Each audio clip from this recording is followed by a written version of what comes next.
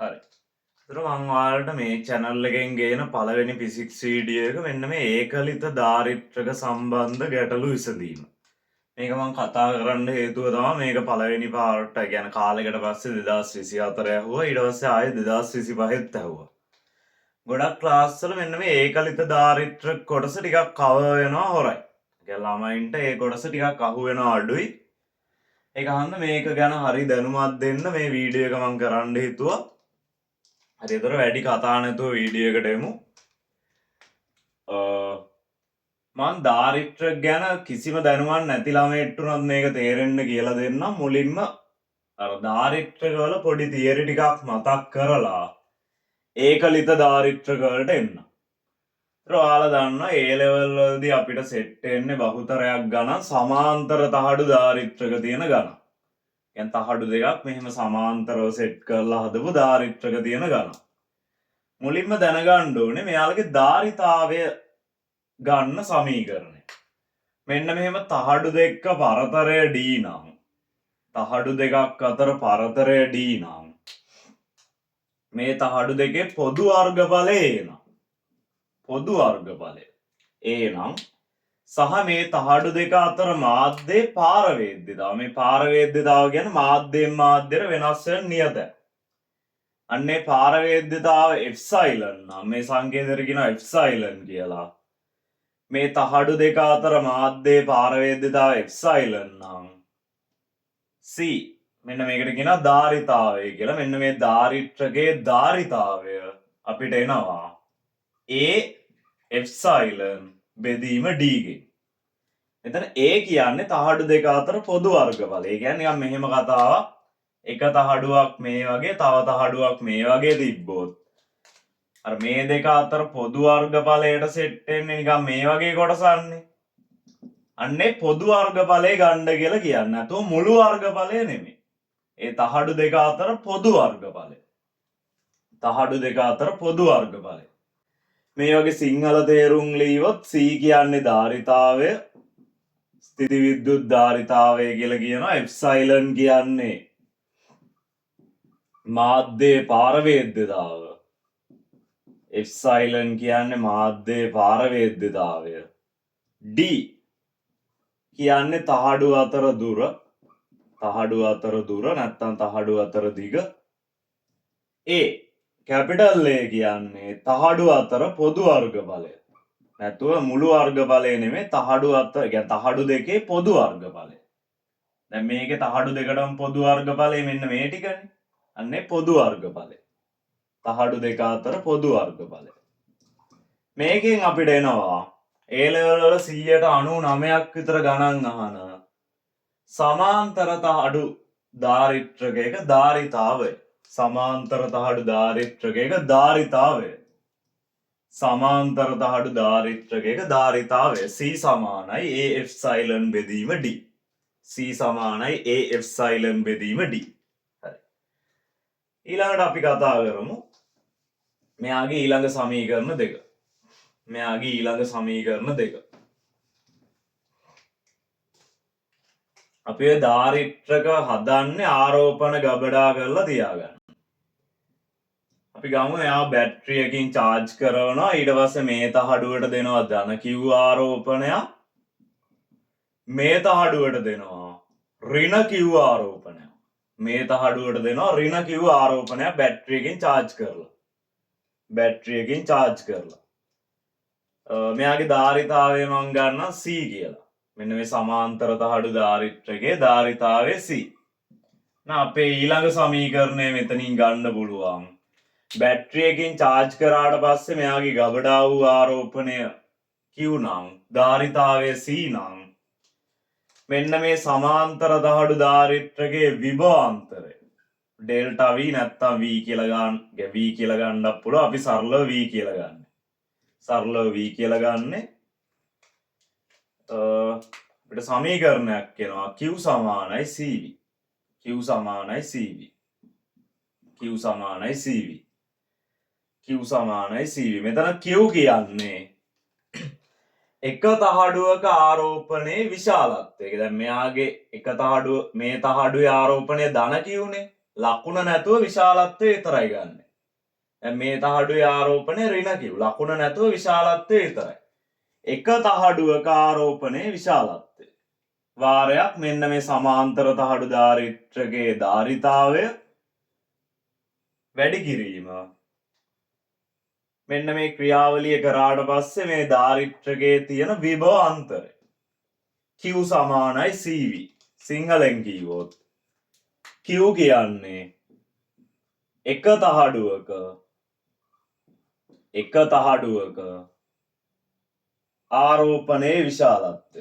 ආරෝපණයේ විශාලත්වය. එක තහඩුවක ආරෝපණයේ විශාලත්වය C. C කියන්නේ ධාරිතාවයනේ, ඒක කලින් ඉගෙන ගත්තා.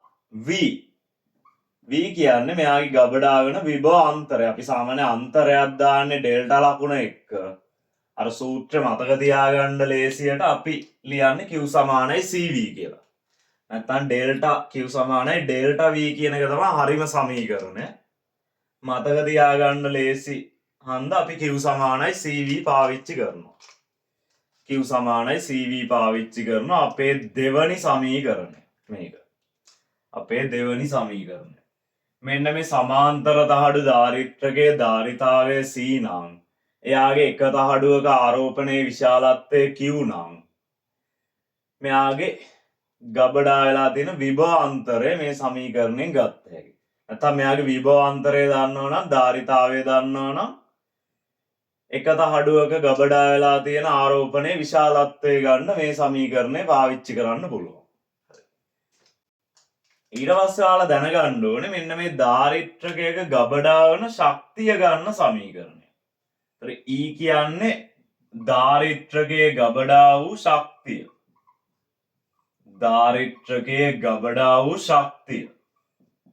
ධාරිත්‍රකයේ ගබඩා වූ ශක්තිය. ධාරිත්‍රකයේ ගබඩා වූ ශක්තිය. මෙන්න මෙයා එනවා අපිට භාගයක්. මෙයා එනවා අපිට භාගයක්. ආරෝපණය කියන්නේ එක තහඩුවක ආරෝපණයේ විශාලත්වය වැඩි කිරීම මේ විභව අන්තරයෙන් නැත්නම් භාගයක් QV වලින් එනවා. භාගයක් QV වලින් එනවා. ඊට පස්සේ ඔයාලා දන්නවනේ Q සමානයි CV කියලා මේ දැන් ඉගෙන ගත්තා. මෙතන Q වෙනුවට CV ආදේශ කරලා ඕනනම් තව සමීකරණයක් ව්‍යුත්පන්න කර හැකි භාගයක් CV වර්ගය. ඒ CV ගුණ කිරීම V කියන්නේ CV වර්ගය එනවා. Q වෙනුවට මේ CV ආදේශ කරලා මේක අරගෙන තියෙන්නේ. ඕන V වෙනුවට Q බෙදීම C ආදේශ කර හැකි. ඒ C මෙහෙට ගෙනිච්චොත් Q බෙදීම C. ඒක ආදේශ කරොත් තව සමීකරණයක් ව්‍යුත්පන්න කර හැකි Q වර්ග බෙදීම C කියලා.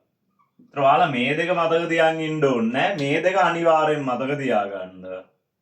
අර මේකේ කොටස් මේකට ආදේශ කරලා මේ සමීකරණ දෙක ව්‍යුත්පන්න කරන්න පුළුවන්. මේ සමීකරණ දෙක ව්‍යුත්පන්න කරන්න පුළුවන්. භාගයක් QV භාගයක් CV වර්ගය භාගයක් Q වර්ග බෙදීම C. මෙන්න මේ සමීකරණ තුනෙන්ම සමාන්තර තහඩු ධාරිත්‍රකයක ගබඩා වෙලා තියෙන ශක්තිය එනවා. සමාන්තර තහඩු ධාරිත්‍රකයක ගබඩා වෙලා තියෙන ශක්තිය එනවා. ඔය ටිකත් සටහන් කරගන්න මම තප්පරයක් විතර එන්නම්. ඊට පස්සේ අපිට ඒකලිත ධාරිත්‍රක වල සිද්ධාන්ත කතා කරන්න පුළුවන්. හරි. ඒකලිත ධාරිත්‍රක කියන්නේ වෙනම බැටරියකට සෙට් කරලා නැතුව ධාරිත්‍රකයේ විතරක් තනියම ඉන්න අවස්ථාව. කියන්නේ ධාරිත්‍රකයක් සාමාන්‍යයෙන් බැටරියකට සෙට් කරලා සර්කිට් එක තමයි පාවිච්චි කරන්නේ. එහෙම නැතුව ධාරිත්‍රකයේ විතරක් තනියම ඉද්දි අපි ඒකට කියනවා ඒකලිත ධාරිත්‍රකයක් කියලා. ඒකලිත ධාරිත්‍රකයක් කියලා. අපිට ගණන් අහනවා ඒකලිත ධාරිත්‍රක දෙකක් සෙට් කරාම ඒකලිත ධාරිත්‍රක දෙකක් එකට සම්බන්ධ කරාම මොකද වෙන්නේ කියලා. සාමාන්‍ය ගණන් අහන්නේ ධාරිතාවය සමාන. ධාරිතාවය සමාන ඒකලිත ධාරිත්‍රක සම්බන්ධ කිරීම. මේ ටයිප් ගණන් තමයි සාමාන්‍ය A level වල අහලා තියෙන්නේ. ධාරිත්‍රක සම්බන්ධ කිරීම. ධාරිතාවය සමාන ඒකලිත ධාරිත්‍රක සම්බන්ධ කිරීම. හරි. මම කියන්නේ ඒකලිතව තියෙන නැත්තම් තනියම තියෙන දාරිත්‍රක දෙකක් ගන්නම්. මම ගන්න එක එකගේ ගබඩා වෙලා තියෙන ආරෝපණය 2යි කිව් කියලා. කියන්නේ එක තහඩුවක ධන 2යි කිව් අනික ඍණ 2යි කිව්. මුගේ ගබඩා වෙලා තියෙන ආරෝපණය ධන කිව් මේ තහඩුවේ ඍණ කිව්. ඔය වගේ. ඊට මෙයාලා සම්බන්ධ කරාම මොකද වෙන්නේ කියලා අපෙන් අහනවා. සම්බන්ධ කරන්න පුළුවන් ආකාර දෙකක් තියෙනවා. සම්බන්ධ කරන්න පුළුවන් ආකාර දෙකක් තියෙනවා. එකක් තමයි මේ තහඩුවේ ධනාග්‍රයට මේ තහඩුවේ ධනාග්‍රය සෙට් කරනවා. ධනාග්‍රේ මේ තහඩුවේ කියන්නේ ධන තහඩුවට මෙයාගේ ධන තහඩුව සෙට් කරනවා. ඍණ තහඩුවට ඍණ තහඩුව සෙට් කරනවා. ඒ එක ආකාරයක්. අනික ධන කෙනාට ඍණ කෙනා සෙට් කරනවා. මෙතන ඍණ කෙනාට ධන කෙනා සෙට් කරනවා. ඒ ආකාර දෙක අනුව මේ ගාන හදන විදිහ වෙනස් වෙනවා. මම මුලින්ම ගන්නම් අර ධනට ධන ඍණට ඍණ සෙට් කරන අවස්ථාව. ධනට ධන ඍණට ඍණ සෙට් කරන අවස්ථාව. කියන්නේ මේ වගේ. කියන්නේ මේ වගේ. ඒ කියන්නේ මේ වගේ. ධන 2යි q කියන්නේ මේ ධන තහඩුවටම ධන මෙයාගේ ධන තහඩුව සෙට් කරලා. ඍණ තහඩුවට මෙයාගේ ඍණ තහඩුව සෙට් කරලා මේ වගේ. මෙහෙම සෙට් කරලා. ඔන්න ඔහම සෙට් කරාට පස්සේ මොකද වෙන්නේ කියලා ගණන් වල අහනවා. කියන්නේ මෙයාලගේ ඊට පස්සේ ආරෝපණ වලට මොකද වෙන්නේ? ශක්තියට මොකද වෙන්නේ? ඔය වගේ අහනවා. ඒතර සරල තර්කය තමයි. කියන්නේ මෙන්න මේ වගේ ගානක් හදන තර්කය ඒකලිත දාරිත්‍රක සම්බන්ධ කළ පසු ඒකලිත දාරිත්‍රක සම්බන්ධ කළ පසු ඒකලිත දාරිත්‍රක සම්බන්ධ කළ පසු ඒවායේ විභව අන්තර සමාන වේ. ඒවායේ විභව අන්තර සමාන වන ලෙස ඒවායේ විභව අන්තර සමාන වන ලෙස ආරෝපණ හුවමාරු වේ. ආරෝපණ හුවමාරු වේ. ආරෝපණ හුවමාරු වේ. හරි. මං කියවන මේ ගණන් වල ගොඩක් අහන්නේ මේ ධාරිතාවයේ සමාන ගණන් කියලා. කියන්නේ මං ගන්නවා මෙයා මේ දෙන්නගෙම ධාරිතාවයේ c කියලා. දෙන්නගෙම ධාරිතාවයේ c කියලා. අපේ සමීකරණය q සමානයි cv නේ. q සමානයි cv. මෙතන v යුක්ත කරොත් q බෙදීම c කියලා එනවා. v යුක්ත කරොත් q බෙදීම c කියලා එනවා. දැන් දෙන්නගෙම c නියතයි. c එකයිනේ. දෙන්නගෙම c එකයි. එහෙනම් ඔයාලට තේරෙන්න ඕනේ මෙන්න මේ දෙන්නගේ පසු අවස්ථාවේ විභවාන්තර සමාන වෙන්න නම් පසු අවස්ථාවේදී දෙන්නගෙම ආරෝපණ සමාන වෙන්න ඕනේ. c දෙන්නගෙම එකයි. එහෙනම් දෙන්නගෙම විභවාන්තර සමාන වෙන්න නම් ආරෝපණත් සමාන වෙන්න ඕනේ. ආරෝපණත් සමාන වෙන්න ඕනේ. දැන් මෙතන ඔයාලට තේරෙනවානේ මුළු ආරෝපණය මේ දෙන්නගේ එකතු වුණාම 3යි කියුනේ. ධන 3යි කියු. මේ දෙන්නගේ එකතු වුණාම කීයද? ඍණ 3යි කියු. ආරෝපණ සමාන වෙන්න ඕනේ. විභවාන්තර සමාන වෙන්න නම්. එහෙනම් ඔයාලට වෙන වැඩේ තේරෙනවා. දෙන්න ඔය ආරෝපණය දෙකට බෙදා ගන්නවා. දෙන්න ඔය ආරෝපණය දෙකට බෙදා ගන්නවා. දෙන්න ඔය ආරෝපණය දෙකට බෙදා ගන්නවා. ඒ කියන්නේ මූ තියා ගන්නවා 1.5ක් නැත්තම් මෙයාගෙන් 0.5ක් මෙයාට දෙනවා. එතන මෙයාගේ ගාන 1.5ක් වෙනවා. මෙයා 0.5ක් අරගෙන එයත් 1.5ක් වෙනවා. මෙයාගෙන් ඍණ 0.5ක් මෙයාට දෙනවා. එහෙනම් ඍණ 1.5යි ඍණ 1.5යි. නැත්නම් මේකේ මුළු ආරෝපණය ඍණ 3යි කියුනේ ඒක දෙකට බෙදෙනවා. මෙතන මුළු ආරෝපණය ධන 3යි කියුනේ ඒක දෙකට බෙදෙනවා. එහෙනම් සර්කිට් එක අන්තිමට ඉතුරු වෙලා තියෙන්නේ මේ වගේ. දෙන්නගෙම ධාරිතා සමානයි. ඒතර q සමානයි cv වලින් v යුක්ත කරොත් q බෙදීම c වලින් මෙයාලගේ විභවාන්තර එන්නේ. මෙයාගෙන්නෙත් 1.5යි q බෙදීම c මෙයාගෙන්නෙත් 1.5යි q බෙදීම c. ඒ කියන්නේ දෙන්නගෙම විභවාන්තර සමාන. දෙන්නගෙම විභවාන්තර සමානයි. ඒක තමයි තර්කය. ඒක තමයි තර්කය. ආය අපිට සෙට් කරන්න පුළුවන් මේකේ මේ වගේ. ආය අපිට සෙට් කරන්න පුළුවන් මේකේ මේ වගේ.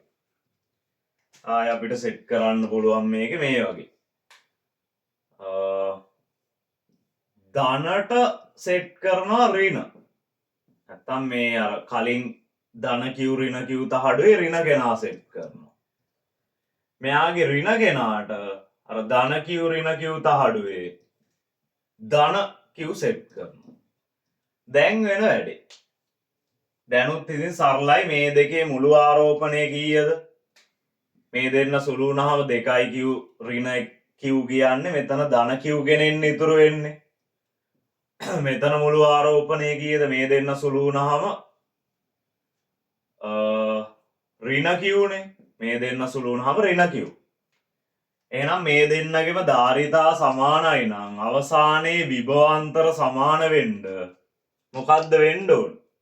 දෙන්න ආරෝපණ සමානව බෙදා ගන්න ඕනේ. දෙන්න ආරෝපණ සමානව බෙදා ගන්න ඕනේ. දෙන්න ආරෝපණ සමානව බෙදා ගන්න ඕනේ. දෙන්න ආරෝපණ සමානව බෙදා ගන්න ඕනේ. දෙන්න ආරෝපණ සමානව බෙදා ගන්න ඕනේ. මම මෙතන පොඩියට අඳින්නම්.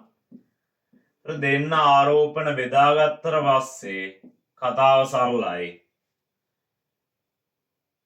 ධන Q දෙන්න දෙකට බෙදාගත්තාම දෙන්නට 0.5 ගානේ ලැබෙනවානේ. දෙන්නට 0.5 ගානේ ලැබෙනවා. එතන ඍණ Q දෙන්න බෙදාගත්තට පස්සේ මේ තහඩු දෙකට ඍණ 0.5 ගානේ ලැබෙනවා. ඍණ 0.5 ගානේ ලැබෙනවා. ඍණ 0.5 ගානේ ලැබෙනවා. ඔච්චරයි කතාව. ඔච්චරයි කතාව. මේ ධන Q දෙන්න බෙදා ගන්නවා. ඒතර අන්තිම සර්කිට් එක එන්නේ නිකන් මේ වගේ. අන්තිම සර්කිට් එක එන්නේ මේ වගේ. අන්තිම සර්කිට් එක එන්නේ මේ වගේ. අර උන් දෙන්න සුළු කරාම ධන Q හා ඍණ Q නේ. ඒ කියන්නේ මේ පැත්තේ ධන Q මේ පැත්තේ ඍණ Q නේ ඉතුරුනේ. ඒක දෙකට බෙදෙනවා. නම් මෙයා ධන 0.5යි Q මෙයාත් ධන 0.5යි Q. මෙයාලගේ ආරෝපණය. මෙයා ඍණ 0.5යි Q මෙයාත් ඍණ 0.5යි Q. ඔයාලට තේරෙනවා මෙයාගේ විභවාන්තරය ගත්තත් එන්නේ 0.5යි Q බෙදීම C. මෙයාගේ විභවාන්තරය ගත්තත් එන්නේ 0.5යි Q බෙදීම C. ඒ කියන්නේ අවසානයේ මෙයාලගේ ආරෝපණ වෙන් වෙලා තියෙන විදිහට මෙයාලගේ විභවාන්තර අන්තිමේදී සමානයි. ඒ කියන්නේ ආරෝපණ වෙන් වෙන්නේ විභවාන්තර සමාන වෙන විදිහට. දැන් මේකේ විභවාන්තරයත් 0.5යි Q බෙදීම C. මේකේ විභවාන්තරයත් 0.5යි Q බෙදීම C. ඔච්චරයි ඒකලිත ධාරිත්‍රකවල කතාව. ඒ වුණාට ඕක ළමයි වැඩිය දන්නේ. ඒ වුණාට ඕක ළමයි වැඩිය දන්නේ. හරි මම ඔයාලට 2025 ගාන මේකේ හදලා පෙන්නන්නම්. ඔයාලා 2024 MCQ එක තනියම try කරන්න බැරි තැනක් තිබ්බොත් comment section එකේ දාන්න මම reply එකක් දාන්න. comment section එකේ දාන්න මම reply එකක් දාන්න. හරි. මෙන්න මෙහෙම කතාවක් තියෙන්නේ. මේක 2025 43 2025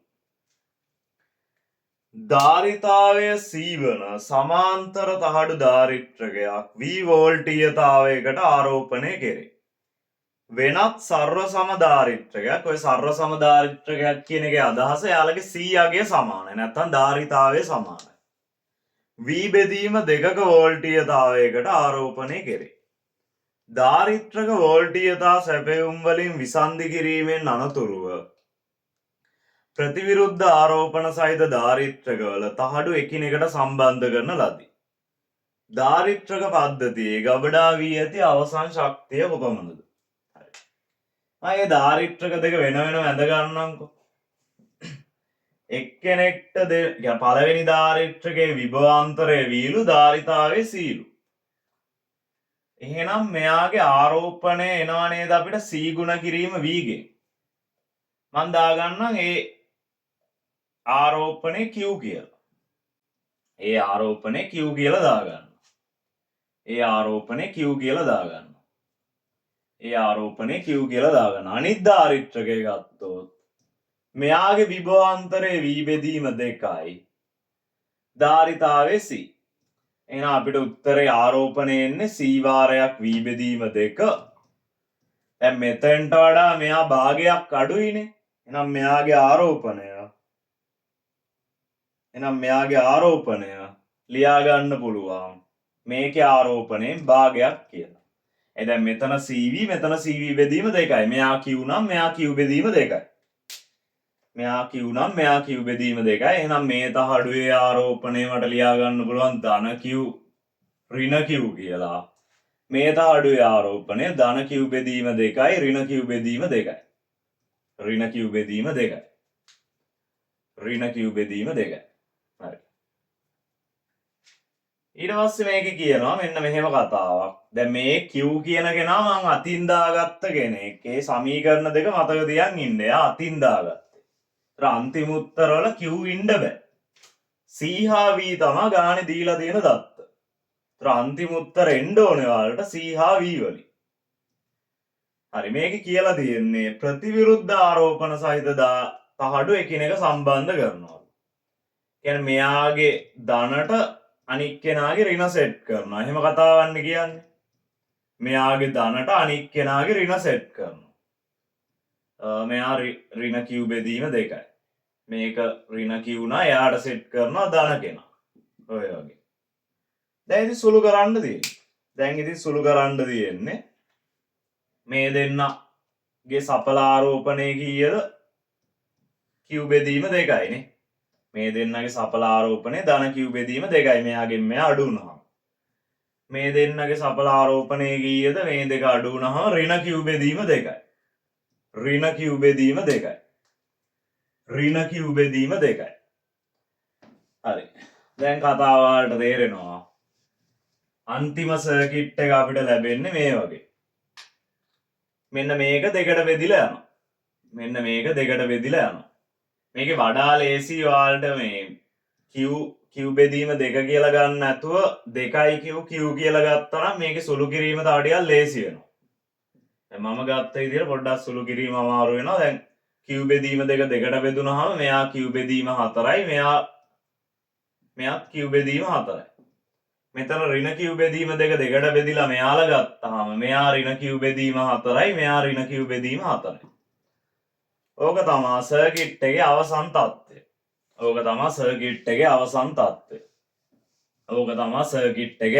තත්ත්වය. මේ දෙන්නගෙම ධාරිතාවයේ සීලු. දැන් ඔයාලට තේරෙනවා ශක්තිය හොයන සමීකරණේ ඉන්නේ V හා C විතරයි. එහෙනම් මේ Q අපිට මාරු කරන්න වෙනවා. මං ගත්තොත් දැන් මේ දෙන්නගෙම එකම විභවාන්තරයනේ තියෙන්නේ. අන්නේ විභවාන්තරය මං ගන්න V dash කියලා. ඒ විභවාන්තරය මං ගන්න V dash කියලා. අපි දන්නවා විභවාන්තරය අපිට එනවා Q බෙදීම C වලින්. Q බෙදීම C සමානයි V ටනේ. දැන් මේ විභවාන්තරය මං V dash කියලා දාගත්තා. එක දහඩුවක ආරෝපණයේ විශාලත්වය Q බෙදීම 4යි. මෙයාගේ ධාරිතාවය C. දැන් අපිට Q අයින් කරන්න ඕනේ. ඔයාලට මතකයි කලින් මම ලියාගත්තේ Q සමානයි CV කියලා. ඒක ආදේශ කරනවා මෙතෙන්ට. අපිට එනවා V dash සමානයි CV බෙදීම 4යි C. C ට C කැපිලා V dash අපිට ලැබෙනවා V බෙදීම 4යි කියලා. ඇයි අර කලින් මුල්ම ධාරිත්‍රකේ CV සමානයි මං Q කියලා ගත්තා. CV බෙදීම 2 Q බෙදීම 2යි කියලා ගත්තා. අර එතනින් CV සමානයි Q කියන එකට අනුව අර Q වෙනුවට CV ආදේශ කරා මෙතෙන්ට අපිට දැන් Q අයින් කරගන්න ඕනේ. එතකොට C ට C කැපිලා විභවාන්තරය එනවා. V බෙදීම 4යි කියලා. V බෙදීම 4යි කියලා එනවා. දැන් වැඩේ ලේසි. දැන් මෙතන මේ වගේ ධාරිත්‍රක දෙකක් තියෙනවනේ. ඔයාලට එක ධාරිත්‍රකයක ශක්තිය හෙව්ව හැකි. එක ධාරිත්‍රකයක ශක්තිය හොයන්න පුළුවන්. මොකද්ද සමීකරණය? C හා V නේ දන්නේ. ඒ කියන්නේ භාගයක් CV වර්ගය දැම්ම හැකි. C මෙතන විභවාන්තරේ V බෙදීම 4යි. එයාගේ වර්ගය. අපිට ලැබෙනවා භාගයක් C V වර්ග බෙදීම 16ක්. දැන් මෙතන ධාරිත්‍රක දෙකක් තියෙනවානේ. ධාරිත්‍රක දෙකක් තියෙනවා. ධාරිත්‍රක දෙකක් තියෙනවා. එහෙනම් මුළු ශක්තිය එනවා. එහෙනම් මුළු ශක්තිය එනවා. ඕක ආයේ දෙකෙන් වැඩි වුණා. ඕක ආයේ දෙකෙන් වැඩි වුණා. ඕක ආයේ දෙකෙන් වැඩි වුණාම එතකොට දෙකට දෙක කැපිලා අන්තිම උත්තරය එනවා CV වර්ග බෙදීම 16 කියලා. අන්තිම උත්තරය එනවා CV වර්ග බෙදීම 16 කියලා. හරි. ලොකු දෙයක් තිබ්බේ නැහැ. අර සෙට් කරන විදිහ ඇඳගත්තා. ඊට පස්සේ යාලා කියන්නේ සපල ආරෝපණය ගත්තා. ඒක දෙකට බෙදෙනවා. ඊට පස්සේ අර මෙයාගේ විභවාන්තරය අපි හොයාගන්නවා V ඇසුරෙන්. මොකද අන්තිම උත්තරේ C හා V තියෙන්නේ. Q කියන්නේ අපි අතින් දාගත්ත කෙනෙක්. අර එහෙම සුළු කරලා ගත්තාම මේ වගේ එනවා එක ධාරිත්‍රකයක ශක්තිය. මෙතන ධාරිත්‍රක දෙකක් තියෙනවා. එහෙනම් මුළු ශක්තිය එනවා දෙකෙන් ගුණ කරාම. මුළු ශක්තිය එනවා දෙකෙන් ගුණ කරාම එනවා අන්තිම උත්තරේ CV වර්ග බෙදීම 16. හරි මං එතකොට මෙන්න මේ ෆිසික්ස් වල අර විශේෂයෙන් ළමයි දන්නේ නැති කොටස් ඔය පාස් පේපර් ළඟ අවුරුදු වල අහපු අන්න ඒ වගේ කොටස් ඉස්සරහට දාගෙන යන්න. ඒ ටික බලන්න ඔයාලට අනිවාර්යෙන් ක්ලාස් වල ඔයාලා නොදන්න කරුණු අහුවේ. මේ මන් දාගෙන යන වීඩියෝ වල. ටික බලාන යන්න. ඒතර මේ මම ෆිසික්ස් වලට දාන පළවෙනි වීඩියෝ එක. ඊළඟට ඔයාලට තව වීඩියෝ එකකින් අපි